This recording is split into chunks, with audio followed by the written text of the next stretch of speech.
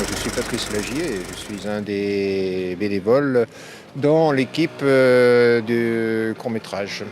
Alors, Annie Nuvoli, pareil, je fais partie de l'équipe du court-métrage Montre ton cours. Éric Robert, pareil, je suis partie de l'équipe du court-métrage et je m'occupe des courts-métrages au cinéma Saint-Paul. C'est l'idée d'un des nôtres qui n'est point là, qui s'appelle qu'il Aurélien, parce qu'il est au travail et qui a eu donc le premier l'idée d'organiser un festival ouvert au court-métrage élaboré dans la région Loire-Atlantique. Voilà, et ça fait la 3e année. On a visionné un peu plus de 40 films et on a déjà fait une présélection, l'équipe de Montre ton cours, de 10 films qu'on va présenter donc le 17 avril au public pour faire la sélection officielle. Alors comment ça s'est passé ? Il y a discussion, hein. En fait, on a une grille sur Internet de visualisation et en fait on a certains critères, donc le son, l'image, le rapport, le scénario, le sens du film, les acteurs, voilà. Et voilà, on discute, ça a duré au moins 4 heures pour choisir 10 films.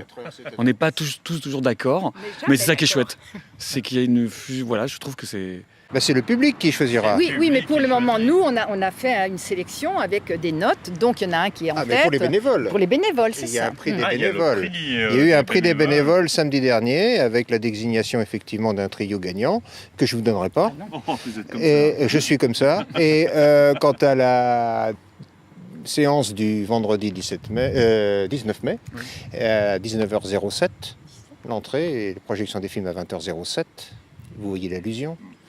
Non, ça ne m'étonne pas. Eh bien, ce sera le public qui choisira les 3 qui seront sur le podium. Ah ben non, moi je peux pas donner, c'est impossible.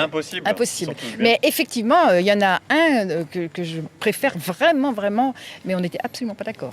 Je suis absolument pas d'accord avec celui que a choisi Annie. Oui. Non mais alors attends, je vous explique, ça c'est 2 techniciens. Ils sont moitié profs et tout là-dedans. Nous c'est au coup de cœur, c'est-à-dire au feeling. Donc évidemment, on fait pas le même choix du tout. Je ne suis pas d'accord, non. On peut tous avoir des goûts, des préférences suivant les films. Je veux dire, voilà, on n'a pas besoin d'avoir des critères techniques hyper pointus, même si ça peut être intéressant, mais je veux dire, voilà. Celui qui sera primé, de toute façon, sera projeté pendant combien de temps, Eric ? Une semaine au mois de septembre, en avant-première, en court-métrage, des longs-métrages. Quant aux autres, eh bien, je ne sais pas encore ce qui va se passer. Ils ont une vie sur Internet via les réalisateurs, hein, tout simplement sur Vimeo, etc. Il y a les réalisateurs qui vont venir présenter leurs films, ça c'est très intéressant. Et puis c'est extrêmement gratifiant de faire ça parce que on voit des choses qu'on n'aurait pas vues. Non, c'est vraiment... Et surtout, il y a une espèce d'émulation entre nous qui fait que c'est vraiment agréable.